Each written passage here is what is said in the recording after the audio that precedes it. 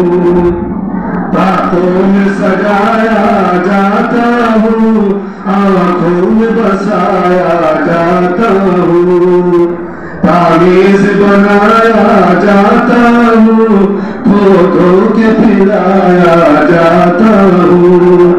جب قول قسم لینے کے لیے تکرار کی نوبت آتی ہے، تب میری ضرورت پڑتی ہے، ہاتھوں میں اٹھایا جاتا ہوں۔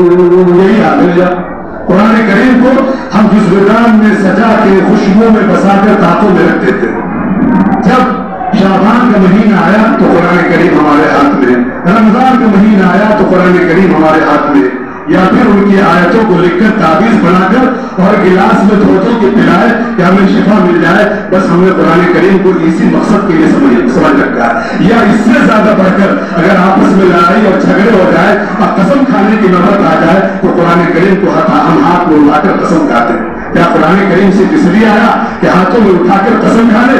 قرآن کریم سے بجلی آیا ان کی آیتوں کو لکھ کر تعویذ بنا لے؟ قرآن کریم اس لیے آیا کہ اس نے جزویدان میں سجا کر دانتوں میں رکھ دے، خوشبو میں بسا دے؟ نہیں میرے محترم بزرگوں اور دوستوں، قرآن دستور حیات ہے۔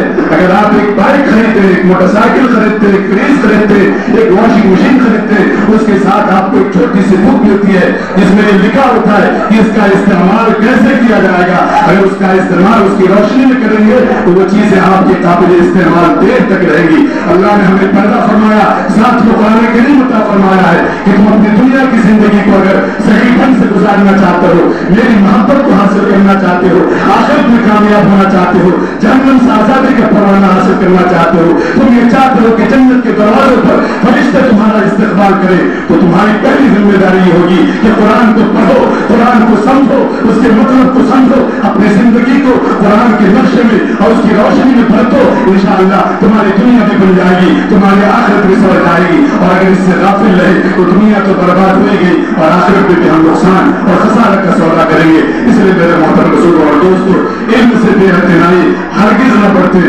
علم میں قدم بڑھائے، چاہے وہ دنیاوی علم ہو چاہے وہ اخروی علم ہو، دونوں علم کو حاصل کریں، اللہ سے رشتہ جوڑے۔ اللہ تعالیٰ ہم سبوں کو کہنے سننے سے زیادہ عمل کی توفیق عطا فرمائے۔ میں شبیر اختر ندوی آپ کے پڑوس گاہا کا ہوں، مولانا ذکی احمد قاسمی اور مولانا شبیر صاحب کا حکم ہوا ہے، اس لیے آپ کی خدمت میں حاضر ہوا، جو کمی کوتاہی ہوگی معاف فرمائے۔ اللہ تعالیٰ ہم سبوں کو عمل کی توفیق دے۔